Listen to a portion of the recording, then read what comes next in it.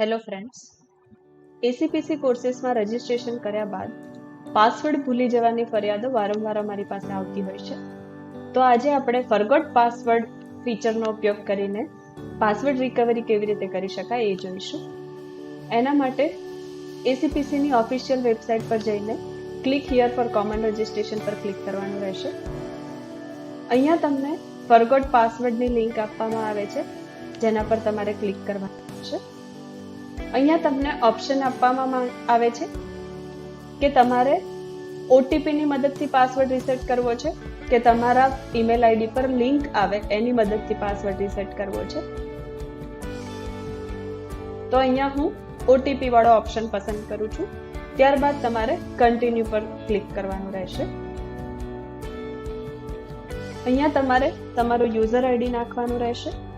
ત્યારબાદ તમે રજિસ્ટ્રેશન વખતે એન્ટર કરેલી બર્થ ડેટ સિલેક્ટ કરવાની રહેશે.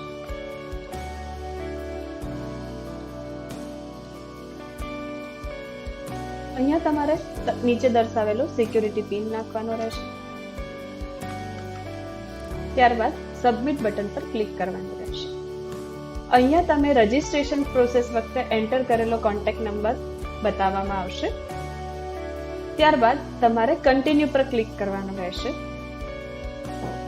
કન્ટિન્યુ પર ક્લિક કરશો એટલે તમારા રજિસ્ટર્ડ મોબાઈલ નંબર પર ઓટીપી આવશે, જે ઓટીપી તમારે અહીંયા એન્ટર કરવાનો રહેશે.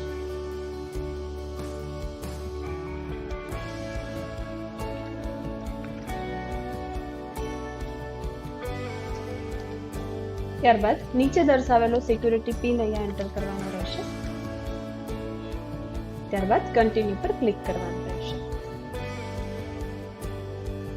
અહીંયા તમને નવા પાસવર્ડ સેટ કરવા માટે પૂછવામાં આવશે, જ્યાં તમે તમારો નવો પાસવર્ડ સેટ કરી શકો છો.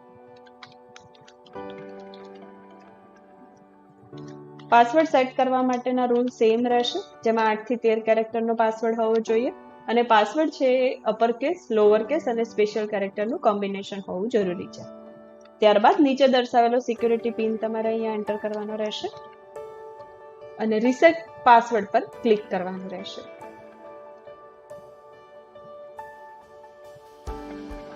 તમને મેસેજ આવશે પાસવર્ડ રીસેટ સક્સેસફુલી, મતલબ તમારો નવો પાસવર્ડ સેટ થઈ ગયો છે. Thank you.